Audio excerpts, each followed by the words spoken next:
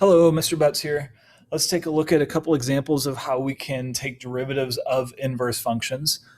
So in the first problem here, we're told that f and g are inverses to each other, and we want to find g prime of 3. So this is a fairly straightforward application of this. I like to do this by looking at corresponding points on the two graphs. So remember, we'll look at what's going on with f and at a corresponding point of g. I'm going to start with g because the question is asking us something about g. So we're trying to find g prime of 3. So since we're trying to find g prime of 3, on the graph of g, we're going to be looking at a point 3 comma something. So using the table here, if we plug 3 into g, well, we don't have that as an option. We're not going to give up here.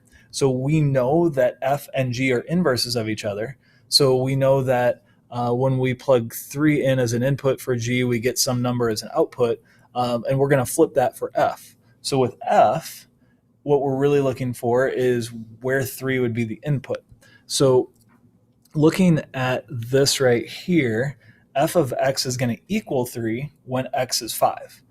So that means that we have on f the point 5, 3, which means that's going to correspond to the point on g of 3, 5. So now what we want to do to answer this question, and this is the reason that 3 is not an x value here, is that we want to know the derivative of g at 3, but that's not given to us. So to do that, we're going to consider what's going on at f at the corresponding point. So we want to know what is f prime of 5. So here at the x value of 5, f prime is going to be negative 1/2.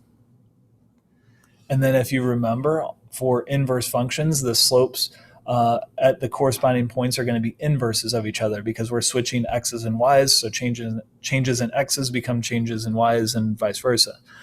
So if we take the inverse of negative 1/2, it's going to stay negative. A common mistake here is to change it to the positive, so to do the opposite reciprocal, which is doing something completely different. That's slopes of perpendicular lines. So stays negative, flip the 1/2, and we get 2, and there's our answer. Now, I did show you a formula that we can use for this, so let's take a look at that real quick. So g prime of x, I'm going to plug the 3 in here right off the bat, is going to be 1 over the derivative of f evaluated at g of 3. So this is just the definition of the slope of the derivative of an inverse function. And so to do this, we need to know what g of 3 is.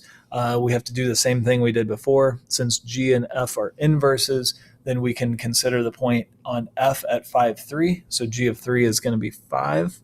So this is going to be 1 over f prime of 5, and f prime of 5 is negative 1/2. So 1 over negative 1/2 is negative 2.